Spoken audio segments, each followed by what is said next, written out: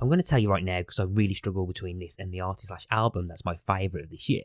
In fact, as I write this, I might swap them round.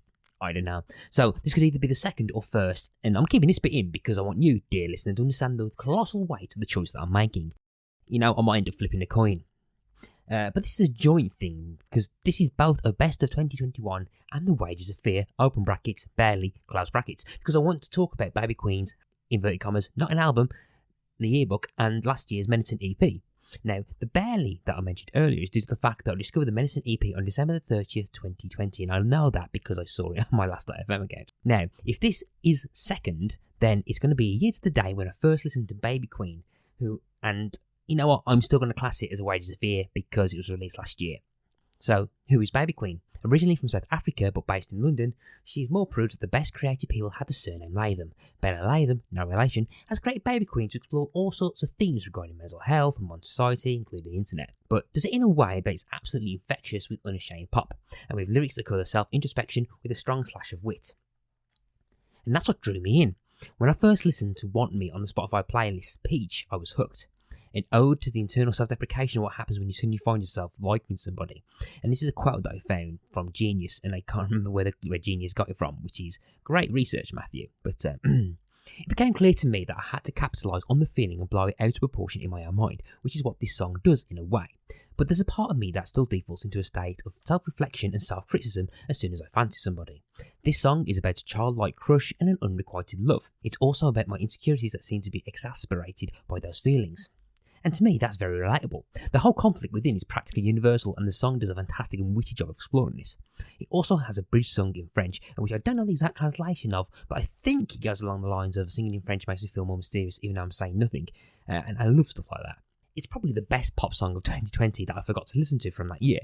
Also, check out the Vivo Discover performance of this song, because in the final 2 minutes, those repeated refrains build with some great direction and staging, and to be fair, it's one of the best performances of a song that I've seen since I watched Charlie Bliss's acoustic version of Glitter from South by Southwest in 2017 or 2018. I can't remember off the top of my head. I think it's 2017. It's whenever Guppy came out.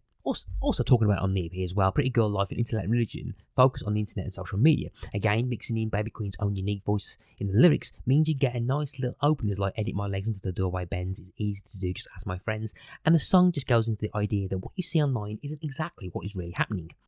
And whilst this is clearly about young adults growing up in the social media age, there's still a relatable message about perception and understanding that you don't know what people are doing. It's just that the modern day world is more immediate than the previous generation, when all we had was unanswered text messages on our Nokia 3210s. I'm going to talk about the yearbook in a second, but I need to point out how much I love Buzzkill as well, although I think I like the censored radio edit more than the actual uncensored version. So that's probably all I'm going to mention because I need to move on.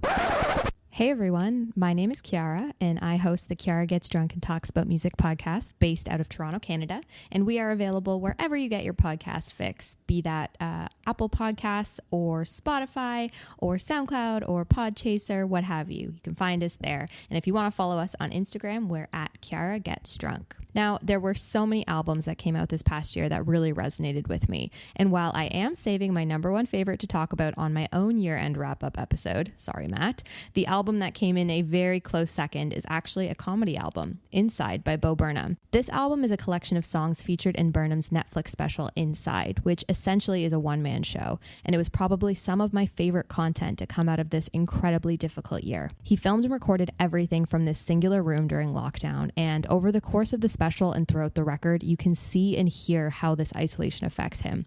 He touches on a vast area of subjects, from the perils of FaceTiming with your mom, to the white woman Instagram effect, to the enigma that is Jeffrey Bezos. But he's also incredibly open with his mental health, in some ways lightly, like in the songs Shit or ATL, but in other ways truly vulnerable, like on That Funny Feeling, which Phoebe Bridgers has since covered, and in a revealing monologue during All Eyes on Me, the big finale of the special. I don't think I have related more to a piece of work this year, and as someone who struggles herself with anxiety, I really felt seen.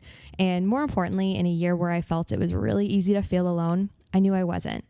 Thanks so much for having me on the podcast, Matt. Congrats on all of the amazing content that you've put out into the world this year, and wishing you and your listeners all a happy 2022. With the Yearbook, Latham, not me, has stated that it's the capping of all the songs written to a certain point in her creative career so far. But there's still an arc developing in her songwriting here, with this mixtape, rather than an album, being the consequences of themes raised in medicine. So, as the EP appears to showcase the conflict between the superficial and reality, the Yearbook deals with the figurative fallout of those two concepts clashing. Latham, again, not me, has also, in interviews, been very open to the fact that she's open in her lyrics. The idea of being open is beneficial to one's mental health, and thus that's why she's that open. Plus, it feels as if this approach is aimed to influence other people to be more open about themselves and those things, and encouraging just to be more honest and to be just talk to people.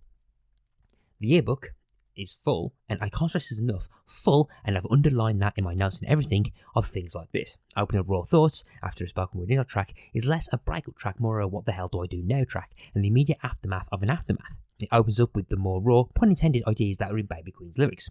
This then moves on to the next track, which is U-Shaped Hole, which again feels like a breakup song, but in fact feels like it's a pop-friendly way of describing the grief of a relationship with a metaphor of a missing part of someone showing somebody else. It's also here where it's worth highlighting just how much I really appreciate Latham's, not me, writing ability, as the lyrics in the chorus do not feel as if they're the chorus lyrics.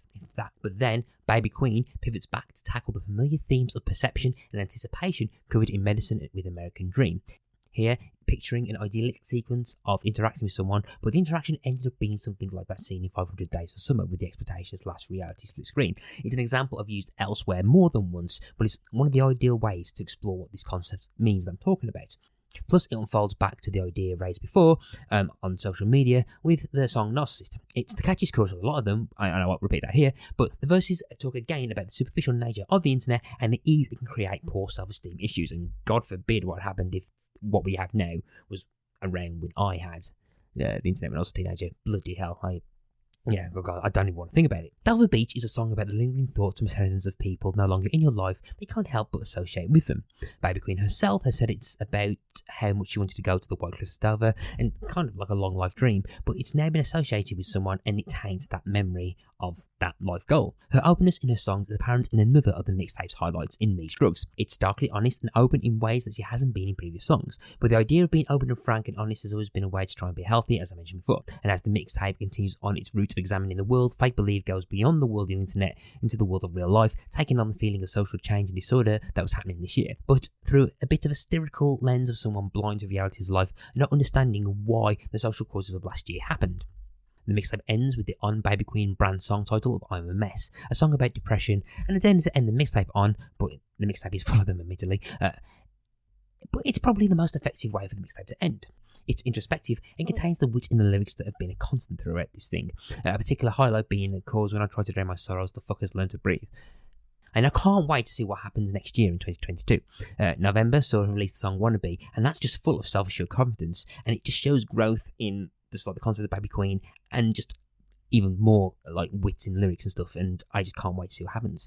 Out of what's around 15 songs she's released so far, each one of them have been pop bangers that deserve to be more well known. I'm genuinely excited about what the next 15 songs will bring, and that's why Baby Queen is one of Latham's, and this time I mean me, because I'm awkwardly referring to myself in the third person to pay off a joke that I was seeding a bit later on. And I hope you got that, and I hope you're hilariously laughing. No. I hope you're laughing at me being hilarious at that. So, yes, and that's why she's one of Latham's, me, one of my favourite acts I've listened to in 2021. And if you've not given her a listen, please feel free to give her a listen because it's great. And if any of you are Olivia Rodrigo fans, she's actually supporting Olivia Rodrigo next year on tour. So, yeah, you've got no excuse not to listen.